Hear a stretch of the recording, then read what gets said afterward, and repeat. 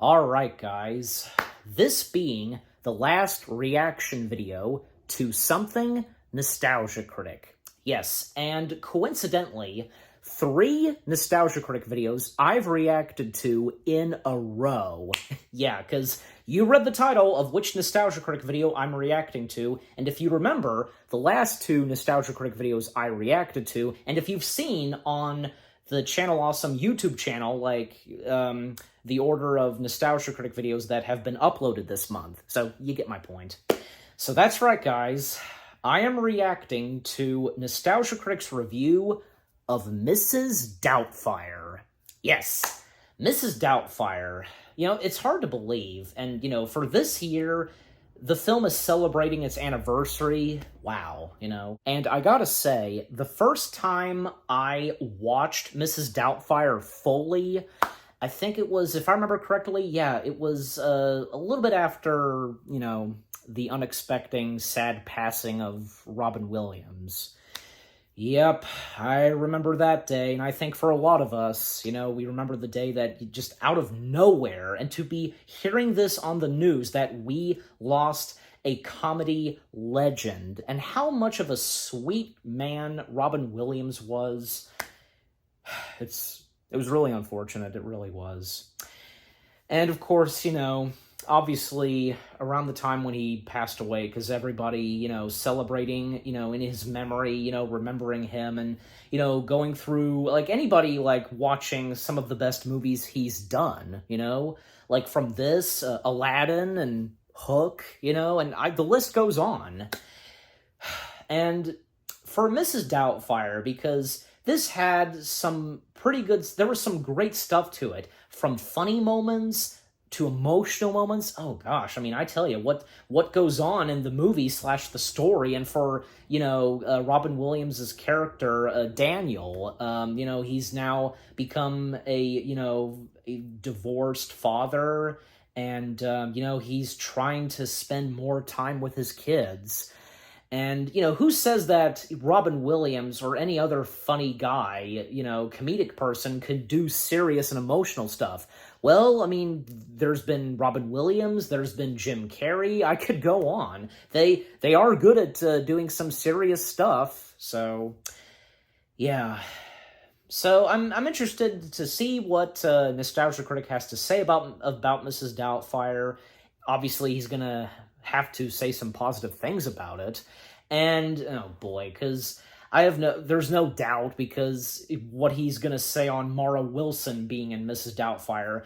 And if you've followed Nostalgia Critic for a long time like I have, you should know very well the times where he's run into Mara Wilson, and actually did encounter Mara Wilson. Not to mention Doug Walker, as, you know, himself, not as the Nostalgia Critic, actually did an interview with Mara Wilson in Shut Up and Talk, which, I don't know, doesn't Doug kind of still do it very occasionally? I don't know, because I've enjoyed some of those. Like, he interviewed and talked with his buddy, James Rolfe, aka the Angry Video Game Nerd, and he had the privilege to interview Don Bluth and Gary Goldman, like, 2 legends in animation. You know, they did American Tail, The Land Before Time, All Dogs Go to Heaven, Anastasia, Tai Nei, the list goes on. And of course, the video game Dragon's Lair, so yeah. So I've seen that, pretty good. Alright, so enough said. Let's go ahead and start this, and let's see what Nostalgia Critic has to say on Mrs. Doubtfire. Starting in 3, 2, 1, begin. This episode brought to you by Factor, America's #1 ready-to-eat meal kit. Also brought to you by Shady Rays. Fit, style, and performance sunglasses without the big brand price. All right, here we go.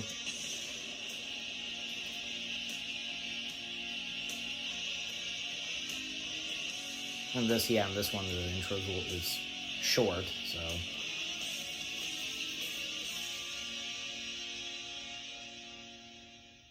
Hello, I'm the Nostalgia Critic guy. Remember it so you don't have to. It's time for that story everybody can follow and understand, about a father who loves his kids so much he dresses up like a woman for them. In San Francisco. Oh, yeah, that checks out.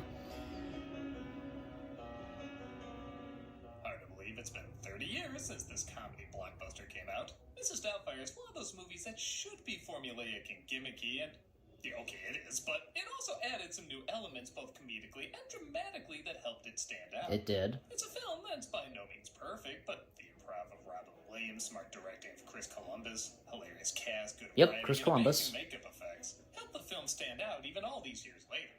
I'm really not kidding on the makeup effects either. I remember when the trailer of this first dropped and people really thought it was just going to be about a quirky housekeeper. But then when they showed Robin Williams with the mask off, people howled with laughter. It was one of the best trailer reactions I've ever seen. But does the film itself earn such a positive reaction? Well, let's take a closer look. This is Mrs. Doubtfire. Okay. As the credits roll, we see Daniel, played by Robin Williams, partaking in a job as a voice actor. Salutation, Fnac. This was animated by Chuck Jones. And okay, I think you can tell. well on him long, but it is funny how voice acting has really exploded the past few decades, and I think people know now this is not exactly how it works. It's just for this movie. Garlic, a twist of parakeet. Eat your heart out, Julia Child. Daniel, we need to record 5 seconds at a time. Were you just gonna do like 8 takes of the entire movie? I think. Also, while there's tons of cartoons in the past where characters smoked, this is the decade where they legally had to put PSAs in cartoons telling you not to. This would never fly. The fact that Pudgy the Parrot has a cigarette shoved into his mouth is morally irresponsible. This is a cartoon, okay? Come on, it's Chuck Jones. Remember when he had Porky and Daffy smoke cigarettes made out of lead paint? Yeah. If you want to paint That happened in Looney Tunes. If you want to play Gandhi, then do it on somebody else's time. Why did I think directing people like me would be easier? No, really, he's Launchpad. Look it up. Oh, He's okay. the job and picking up his kids. What a coincidence. It's his son Chris's birthday, played by Matthew Lawrence. And that was Thanks, Critic. I didn't know that. Grades. Daniel throws him one while she's still at work. Mom said you couldn't have one because you were a poor card. Mom's not going to be home for another 4 hours, is she? And with the amount of time a party like this would take to set up and clean up, Yeah. 5 minutes of actually being able to party. Miranda Hillard, please. Daniel just got it done quick, His like. wife Miranda, played by Sally Field, to come home early. It's illegal to possess animals of a barnyard nature in a residential area, ma'am? What if you married one? So I'll be honest, I actually think Field might have a harder performance to pull off than Williams. Oh. Yes, Williams has to be funny, charming, and sympathetic, all while wearing a ton of makeup, but let's face it, he can and has been practically doing that in his sleep. Field has to be the responsible one you're still supposed to sympathize with, hilariously high-strung without being the villain, in a marriage where the love has dwindled, but she still loves her family, and all while being a supporting character, not the main character. She could have easily been a whiny stick in the mud that everybody hates, but you understand every step of what she's going through, finding real humanity in her dramatic moments as well as her comedic moments. Often the best scenes are when she has to flip-flop in between dramatic and comic within a millisecond. It's actually kind of amazing to watch. Oh my god! The whole time, you would... The whole time? Don't get me No, wrong, she does it this pretty is good. fantastic, but Field should not be overshadowed by him. This is truly a different but still impressive performance. Yes, it is. We love each other, I couldn't agree more. don't we? I want a divorce. With that said, That the two of them just do decide to divorce, meaning Daniel has to leave hits you and right Amanda there. gets temporary custody of the kids because of his unemployment. This is all my fault. God, no.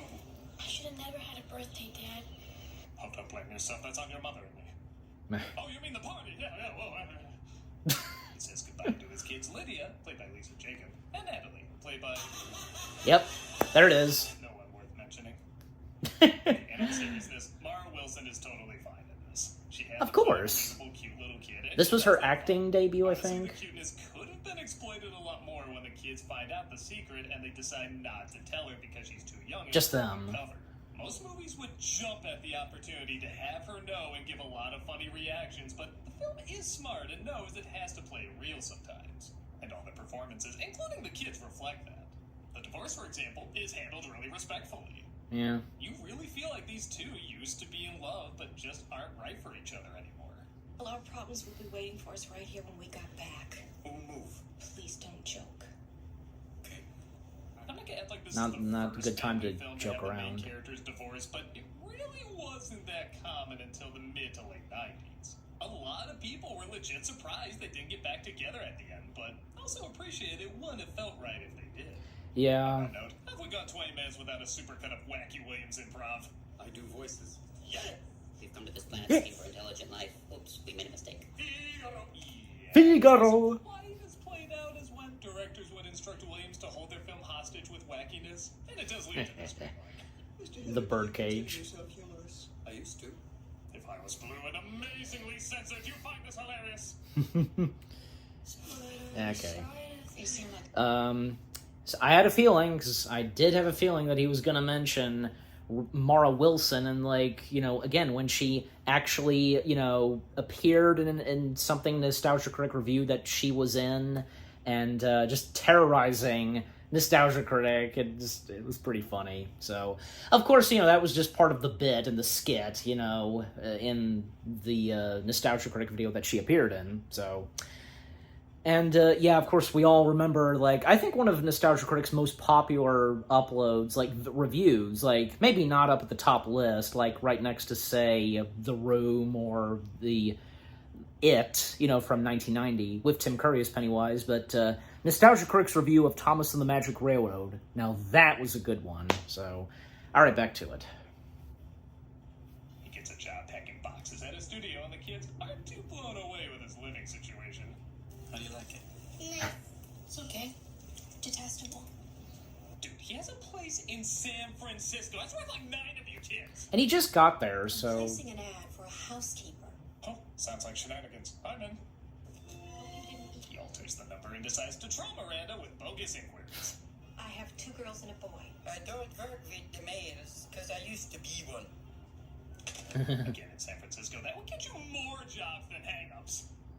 After driving her insane, he finally calls with a housekeeper she can warm up to. For the past 15 years, I have worked for the Smythe family of Elborn, England. Are you the homeless lady from Home Alone 2? Yes. Could you tell me your name? Oh, Mrs. was accidental. Goodbye, Daniel. He goes to his brother, played by the always great Harvey Firestein. Yep. And Jack, played by the always great Scott Capurro. Because he was amazing as Bede. I don't know, I just didn't want to feel that down. Oh, it was Okay. such a shambles. Wait, for real, I or should never is this buy part of the goodness joke? from a mile. It's so chewy. Whatever that makes in the TV version, you can tell the censors had no idea what that meant, because if they did, that would never make it in the TV version. He makes his first Also, appearance as Harvey Mr. Firestein Doubtfire. was in For a Mulan. 30-year-old movie, that makeup is King of the pretty Rock. convincing. Apparently, He's got good so voice for many voice acting. people, Williams went to sex shops in character and got adult toys, and nobody recognized him. I think he just likes leaving people with the question of what this lady's sex life was like. hello, Christopher. Geez, you're big for a lady. You could play for the 49ers. This was clearly not written for Robin Williams. Are you wearing the... Okay. Oh, I admire that honesty, Natty. That's a noble quality. Never lose that, because it often disappears with age or entering politics. The film is very smart to know that the appeal isn't just Robin Williams playing an old lady, but that the old lady truly does feel like a real person. As they show at the end, even if it was never revealed Williams played this role, Doubtfire would still be a very likable character. Most projects Yep. where someone plays the opposite sex stop right there, because that's usually Yes, what that was required too. to be entertaining back then. So it's pretty Big cool that Mama. Doubtfire has a real identity outside of just, it's a middle-aged guy playing her. Still, that of course adds another layer of comedy, as he always, in character, tries to find a way to get what he wants. Don't see why we can't spend the extra time with Dad. Well, maybe she's right, dear. Maybe their father would be a more appropriate person. I also hear he's still open to being open, if you know what I mean. Doubtfire's hired on, Nathaniel forgets the court liaison is visiting that night, so he pretends to be his sister. There's a Mrs. Sellner here to see you. Oh, she here? Yes, dear. This is classic farce sitcom-y stuff, and there is quite a bit of it in the film, but despite its corniness, it is still well done. Sid, Mom! Again, not to beat a dead horse, but in San Francisco, those kids would be like, Oh, hey, there's my home ec teacher. I'm gonna ace that final, Mr. and Mrs. D. I'll be right there, Mrs. Sellner. I think most people also know that type of makeup doesn't just peel off and on like cheese on pizza, but again, it makes for some good laughs. Miss Helen? Hello! Speaking of which, the lights were so hot, the cream really was melting off his face and into the tea. And because Columbus shot with several cameras at a time because of Williams' improv, both these reactions are genuine. The close-ups of the cups were the only thing shot later. One drop or two. Would you like another one? Oh, there you go. You got your cream and your sugar now. It's a little... Well, of course something like that is unplanned. So funny, because if not, that would be a legit Silence of the Lambs mask. Hello! Hey, that could be the thumbnail that just did. Silence of the Landmask. Yeah. Good one. Good one. I don't know. It's impossible in reality for someone to pull off the makeup and to put it back on. That's just not how it works. You know, just saying. Okay, yeah. I had a feeling that this was coming, so... I mean, you know, this is not really a long review, so of course at a certain point... Like, probably up to, like, say, 11 minutes or 12 minutes, that's when, like, the sponsor that, you know, Doug would do, it would come up, and... you know, Doug just, he gets it done. He gets the job done, like, always doing something new for sponsors. Yeah, because this one, like, he has his head down and, like, with shades and it's snowing. Well, it is the holiday season as of now, so, anyways. And Twitch, sponsor, like, promotion. Seems to do well as Mrs. Doubtfire, even, oddly enough, being a more disciplined parental figure. Homework time. After Dick Van Dyke. Don't fuss with me. This part always confused me a bit. And that is? If he was this disciplined before, maybe there wouldn't be as many issues with the marriage, but maybe the idea is that he learns discipline by playing a character, though it doesn't look like he's really learning anything. I don't know, is that a big deal? It just never felt like an idea that got fully fleshed out. Speaking of being fleshed out. Trying to be a better father? Like, yes. You know, good scene. With CGI today, and Williams easily could have gotten a stunt double under all that makeup, but he had the cojones, or tatas. That was actually him? He even started swearing up a storm, causing Columbus to laugh until he shouted, "God damn it, I really burned myself." Making Columbus feel terrible. Despite that, he did it again, leading to the film's funniest visual and arguably one of its funniest lines. My first day as a woman, I'm getting hot flashes. That's another one of those moments where you say a robot. I mean, didn't he wear something to, you know, for the fire? He ends up ordering out, but the family thinks it was made from scratch, delighting them all. I just want to apologize for being such a pain today. It's just I'm still kind of messed up. We all are, sweetie. Again, the film finds a good, believable balance between drama and comedy. Always walking the tightrope of being too sitcom-y, but never quite crossing it. While the scenarios are silly, the reactions seem genuine, and it never loses track that for all their problems, the family really needs to feel like they're going to be okay by the end. Yeah. Especially after so much crazy shit goes down. Exactly. And here he is. We're introduced to Stu, Miranda's client, played by Pierce Brosnan, who next to AKA Bond. And, I don't know, James Caan might be my favorite straight man in comedy. Not just because his reactions are so great, though they are, but because Williams constantly kept trying to make him laugh with his improvised lines on camera, and he never cracked. He's got the crabs, dear, and I don't mean Dungeness. He does his very best not to crack.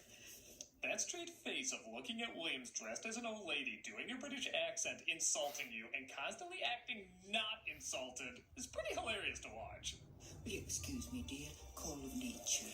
Well, Chris discovers the truth about that. There it is. Seriously, how did he forget to lock that door? The jig is up, and he confesses Yeah. the truth to his kids, who in some ways are happy to know he's still around, but in others... That gave it away full. No, it's okay.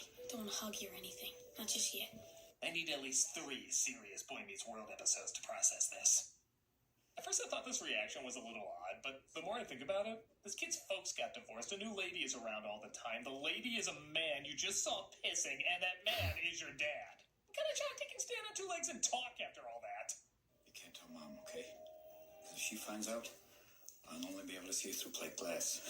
Yeah, but it does start to tap into how truly screwed up all of this is. Again, this is supposed to be a quirky comedy, but when the drama is done this well, it does make you think about how scarred everyone is going to be afterwards. For example, in the original script, the scene at the pool was supposed to reveal Stu was really a bad guy. But Columbus smartly pulled back and said he wanted to reassure this family was going to be alright, as well as smart enough not to be taken advantage of without Daniel's help. There are 3 kids, 3 terrific kids. That wouldn't have been necessary to make him the bad guy. Therefore, he just makes an insult about Daniel, resulting in this classic line. Some angry member of the kitchen staff, a terrorist that ran that way. It was a run by fruiting. And weirdly the name of a lot of beers. But yes, changes like this does make Daniel feel a little bit more stalkerish. I mean, tell me you haven't seen those horror trailer recuts and they match just a little too well. I don't think I have. What helps balance it out, though, is that there is a very clear moment where Daniel not only realizes his divorce. Now, I have is seen final, something but Mary it's Poppins really best that... for him and Miranda. He never knew, but so many nights I just cried myself to sleep. He talks to her realizing he was causing pain for so many years without even knowing it. Daniel never liked to talk about anything serious. I used to think Daniel could do anything, except be serious. Well, we're dressing up like an old lady to see his kids countess? Okay, I see your point. How can Yeah, you drive properly? there was something, crap, what was it now? That I was going to say, about, well, again, first off, because it wouldn't have been necessary for Pierce Brosnan's character to be the bad guy. If they wanted to do it, I mean, it was probably, yeah, I think it was for the best just to not do it, you know. I don't, because I think, yeah, when you watch the final film, because it was never necessary in the first place, so, yeah. Alright, so, skip this ad. And, I feel like maybe it was that I was thinking of. But wait a second. Now I want to look and see what it was, because... Well, yeah, first off, I didn't see, I don't think I saw those, like, horror trailer versions of Mrs. Doubtfire. But, okay, but now I remember. Now it's coming back to me now, because I scrolled back to see, because there was something... Well, when the two older kids found out that, you know, their dad was disguised as Mrs. Doubtfire, there was something that, yeah, because... And this was an adult joke, apparently, because I've seen the top 11 list that Nostalgia Critic did. Adult jokes we never got as kids. And one from Mrs. Doubtfire, and it was, again, at the part where they discover that their dad is Mrs. Doubtfire, and the daughter, you know, asks, you know, who did this? And he says, Uncle Frank and Aunt Jack. And even, like, the son is going, oh... I don't know, I'm kind of mixed, like, I think I get it, but at the same time, just, I don't know, I'm just saying, you know. Also, I'd like to point out that the actress who played the daughter in Mrs. Doubtfire, she's actually on YouTube. Actually, yeah, I follow her, because she most of the time, like, does, like, yoga lessons, I want to say, which were pretty good, so, yeah. So there's that, so... Alright, back to it. Back to where I was. Okay. Well, crap, wait a second, I had the volume down. We're dressing up like an old lady to see his kids countess? Okay, I see your point. Okay, back to it.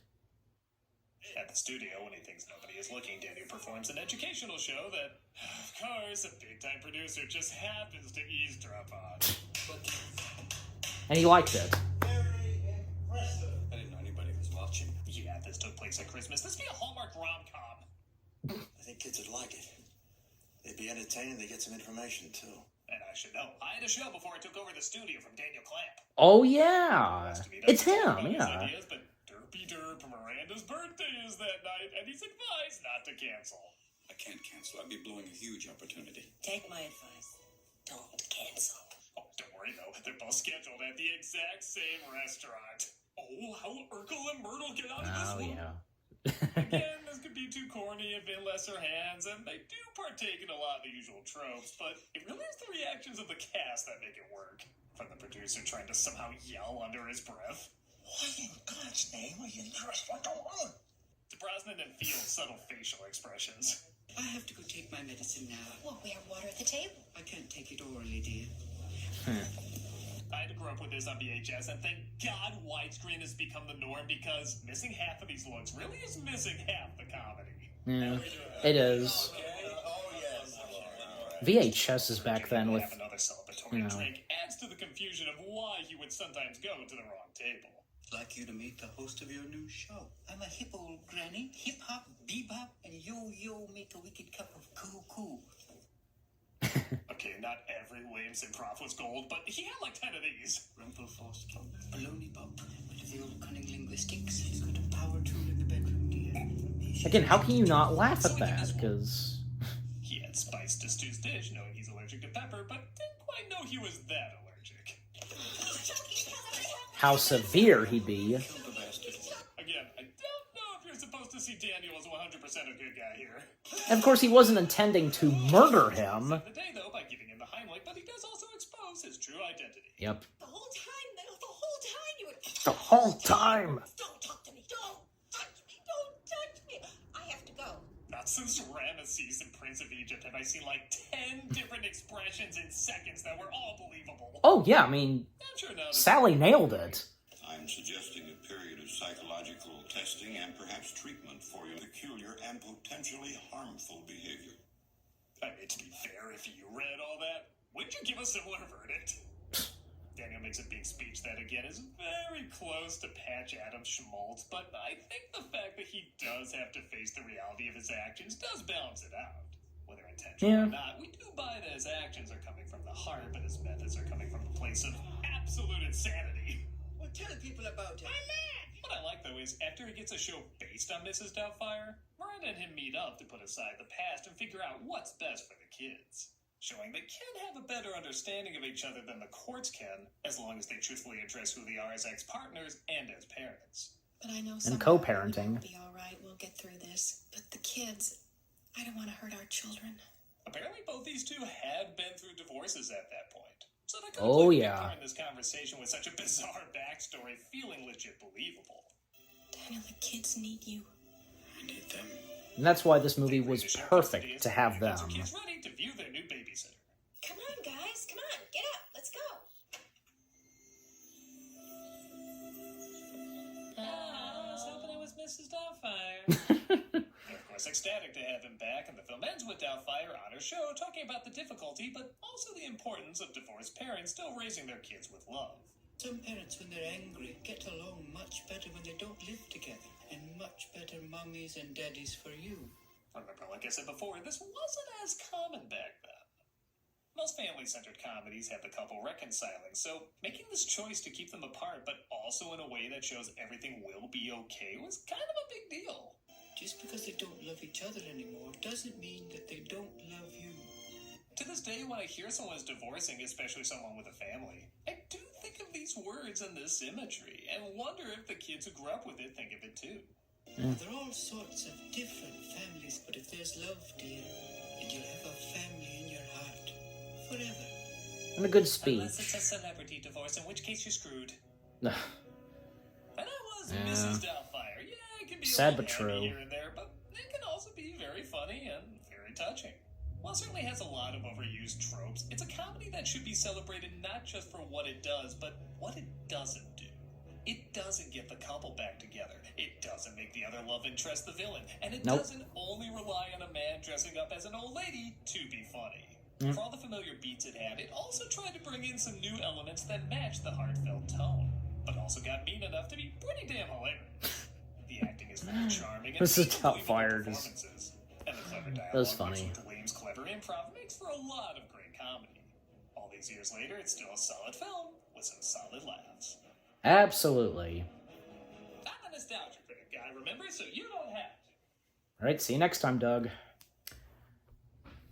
Rumpelforskin, baloney bop.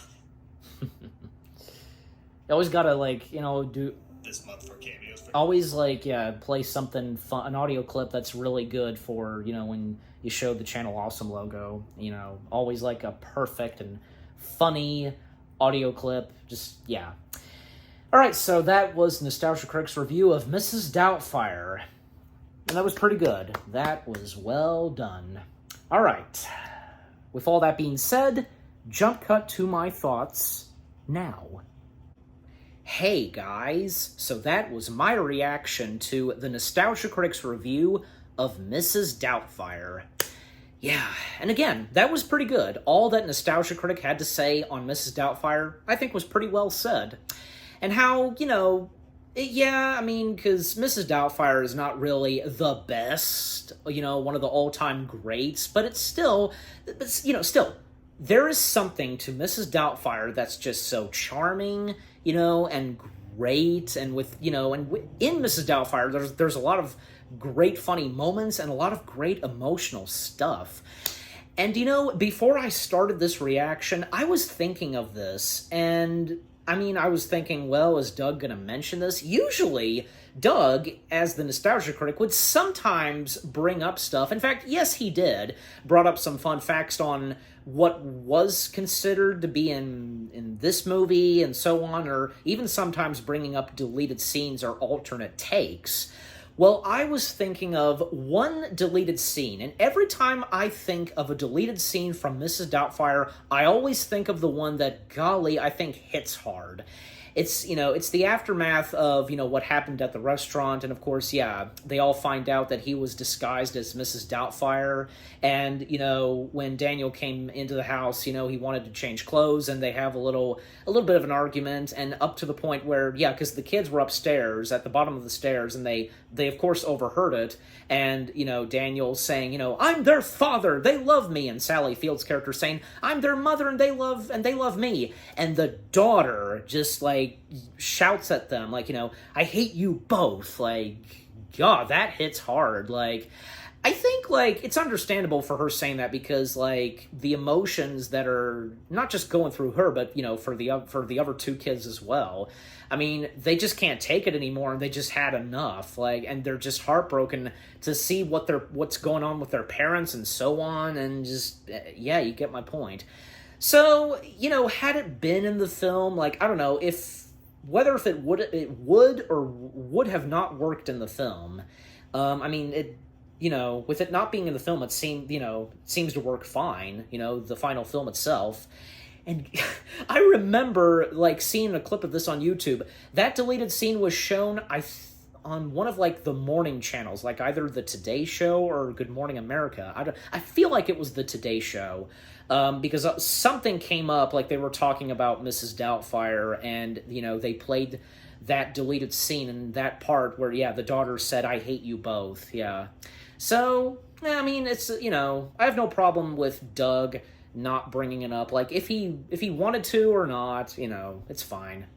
But yeah, I did not know that, Pierce Brosnan's character, was at one point considered to be the bad guy, but maybe that might have not worked, especially for what was going on in this film. What? Because would have expected some climactic, sequence, scene sequence, Yeah, it was for the best, and Chris Columbus, smart thinking, to just not let that happen. And again, Chris Columbus, who directed this, and, what he would direct next, he would work with Robin Williams once again in that movie of, the robot, and Sam Neill was in it as well, if you know what I'm talking about.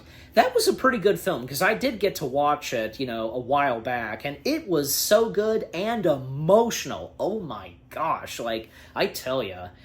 And of course, soon after doing that movie with Robin Williams as an artificial intelligence robot, wanting to become human, well, we all know what would come next, because Chris Columbus would bring us the first two Harry Potter films.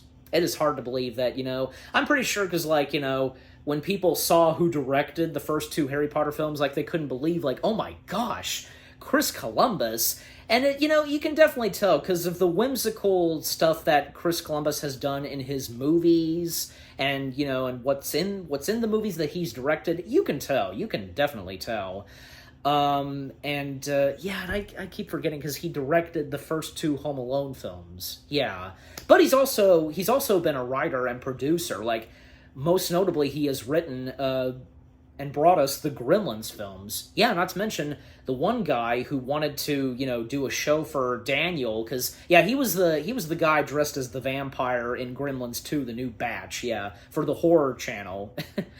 So, yeah, and, also about Mrs. Doubtfire, because, yeah, and again, as Doug did point it out, it was at one point originally considered that they would get back together, Robin Williams and Sally Fields, their characters, but both actors, they decided for that not to happen, and, yeah, it worked out pretty well in the final film / the final results, and you know what? Yeah, because Doug had a good point, because both Sally Field and Robin Williams, like, they went through divorces in real life, and no wonder, because they were perfect for their roles in Mrs. Doubtfire. Just no doubt about it. And by the way, because, you know, I remember, one more thing, I remember when, you know, it had gone back and forth on the possibility of doing a Mrs. Doubtfire 2, and even Robin Williams established that when he was on Graham Norton, just by himself. He was the only one on the chair, on the red chair, you know, the whole chair with a lot of celebrities. He was the only one there, I guess, at the beginning. You know, even Graham Norton asked him if there was any chance of a Mrs. Doubtfire 2, and he established that, you know, they've tried, and yeah, they've tried, and it seemed like it was going to happen. I remember seeing it on the IMDb page, and he was listed in the cast, like the only one listed for a Mrs. Doubtfire 2, but of course, after his unexpected and sad passing, of course, you know, plans for a Mrs. Doubtfire 2 crumbled. And I think, you know, as of now, it's best that, you know, Mrs. Doubtfire, it's best that Mrs. Doubtfire just be a one-time thing and be a standalone. You get my point, you know. Many good movies like those where it's just best, you know, to leave it as it is. So, yeah. I also remember, like, seeing, just one more thing to quickly mention. I remember, like, seeing a YouTube video of a Mrs. Doubtfire cast reunion. I think it was just the two actresses who played the two daughters, and Pierce Brosnan was there too. So, yeah. In fact, yeah, because I've also seen where Pierce Brosnan, you know, talked of a dirty joke story of Robin Williams on set of Mrs. Doubtfire when he was on Conan, and this was after Robin Williams had passed away. Pretty funny, of course, yeah. And if I remember